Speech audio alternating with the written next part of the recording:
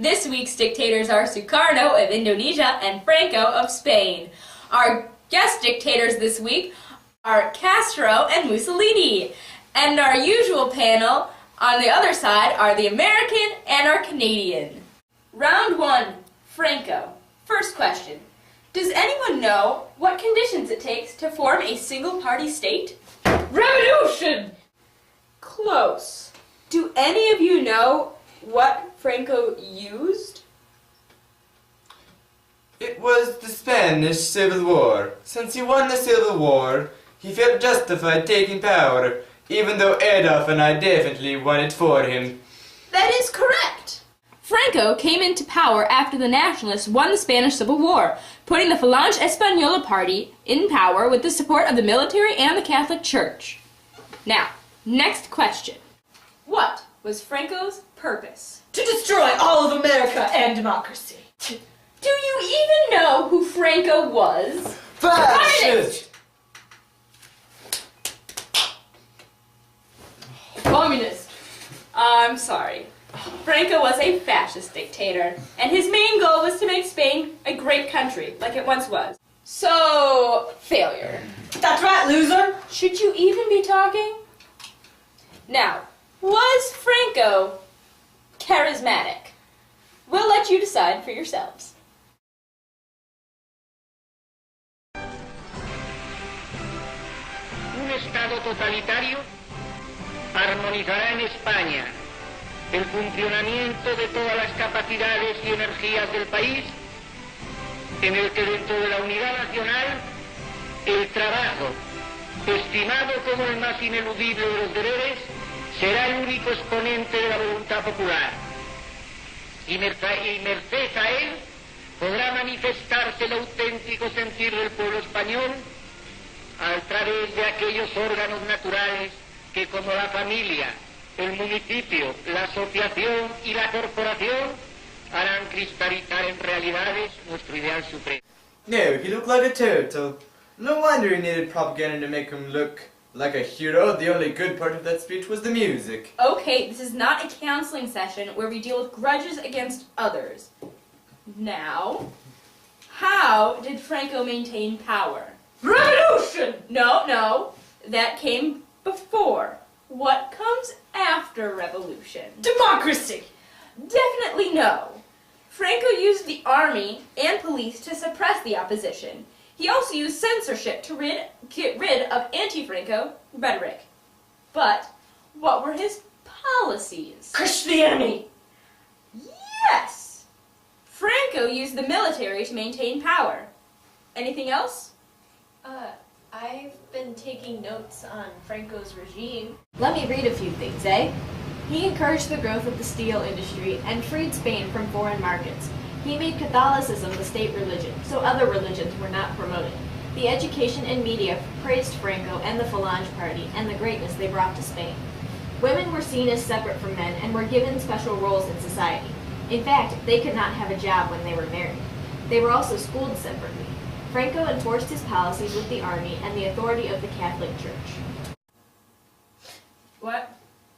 Oh, yeah. I'll give you points for that. So, how long did he stay in power? Forever. It was like 36 years. No kidding. He got so old, look what his face turned into.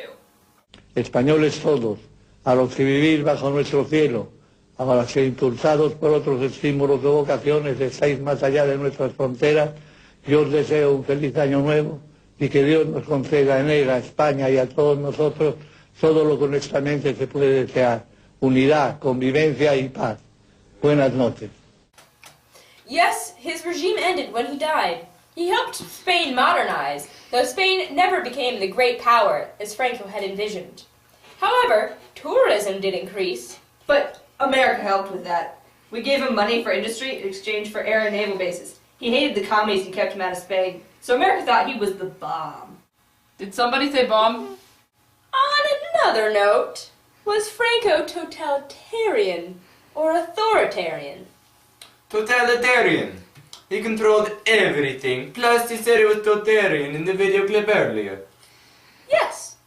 So, from this round, we learned Franco modernized Spain and increased tourism, but he restricted Spain through censorship and the rigid society structure he created.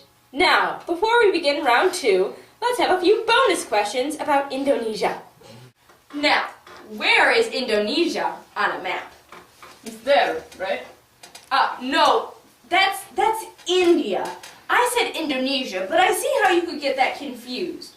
But no, we were looking for Indonesia. Right there. No, Mussolini, that's Ethiopia. Yeah, I understand that you had quite a successful campaign there. No, in fact, Indonesia is right here, in Oceania. Now, who was the colonial power in Indonesia? France, Germany, England, Belgium, Luxembourg, Italy. No, there's nothing past Ethiopia. Weren't you listening? Denmark, that has to be it. No, you've been dancing around the answer. Communist! No, I think it's the Netherlands. Don't be stupid, Canadian. It's not the Netherlands. That is correct! It was in fact the Netherlands, and Indonesia was called the Dutch East Indies until its independence in 1949. Now, who is this man? An Asian? Yes, but does he have a name? Nobody? Nobody? Oh, this is Sukarno. He is the dictator for round 2. Now, what were the conditions that put Sukarno in power? Revolution! Exactly. But what was the revolution against? Capitalist, imperialist, white people. Otherwise known as the Dutch. Actually, yes. Sukarno filled the power vacuum left by the absence of the Dutch and Japanese after World War II, which was his justification to stay in power. So what was Sukarno's purpose? Destroy America and democracy and freedom and liberty and justice. A little too passionate at the end. But that is what we're looking for. Sukarno was not fond of anything non-Indonesian and promoted an Indonesian identity by restricting anything Western.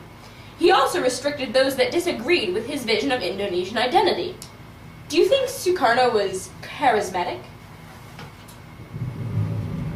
Well, here's a video clip to help you decide. Shall be called by God to come again to him. Mr. President, how are you feeling these days? Oh, very strong. Very healthy, very strong. How do you feel about the Beatles? I understand that there is a secret society of Indonesians who like to hear the Beatles, but they are not met with official Yes, proof. I prohibit Beatles and Beatlism here.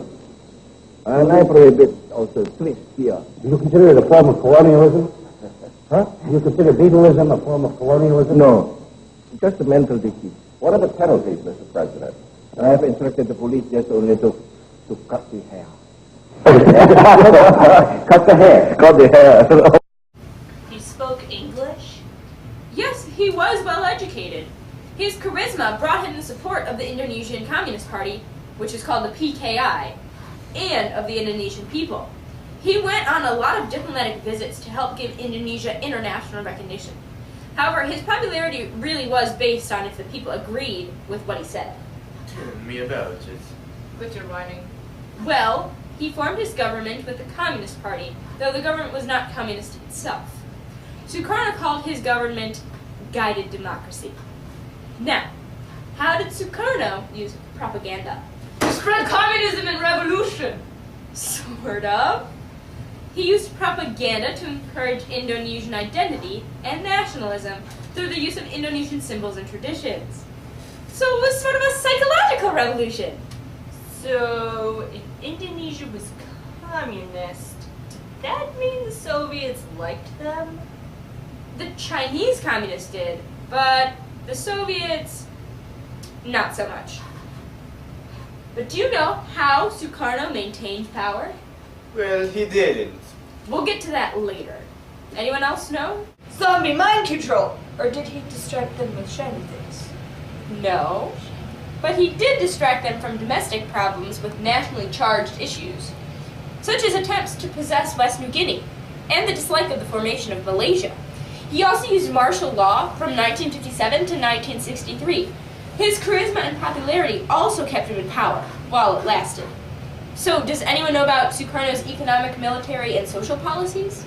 He had anti-fun policies. But seriously, though. I have some notes.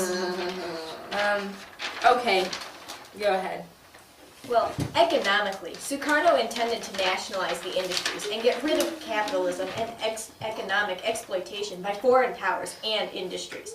The military was mostly independent of Sukarno, but he did put Indonesia under martial law. Sukarno's social policy was to push Indonesian identity and get rid of Western influence. He kicked a lot of the remaining Dutch out of the country. In fact, Indonesia had a hard time maintaining the industries the Dutch previously controlled. He used education and the media to further this goal. Sukarno did not especially promote any particular religion or people group, but liked them if they promoted national unity. Sukarno enforced these policies with the PKI. Though lengthy, that was correct. So, how well do you think Sukarno implemented his goals? Judging from what we now know of him, he probably knew what he wanted, but I had a hard time getting results. True, his authoritarian government was really very weak. He never could be socialist like he really wanted. Instead, he got silly communist support. Silly? Let's keep this civil, please. So, how long was Sukarno in power? Even less than me. Yes, it was only from 1959 to 1965. His rule ended when a coup by the military destroyed the PKI, Sukarno's supporting party. The public came to dislike Sukarno as they realized that little was being done to improve domestic conditions. General Suharto, who became the new ruler of Indonesia, put Sukarno under house arrest until his death in 1970. Overall, Sukarno succeeded in creating an Indonesian national identity, but other than that, he had trouble actually implementing his policies. Well, that seems to be the end of our show, but it appears our two teams are tied with a score of 12 points to each. So, now, for the tie-breaking question. Are you ready? Who won the Stanley Cup in 1935? The Montreal Maroons! The Montreal Maroons. That is correct! It appears our winners are a resident American and Canadian! Stupid question. Well, make sure to tune in next week for another exciting Who's That Dictator? With Stalin and Gaddafi. See you next time!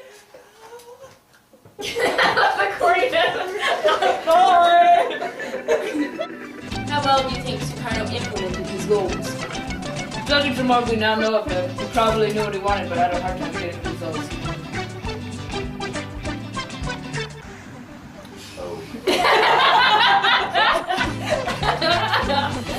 I love that word. I love the word "oh." It has so much connotation.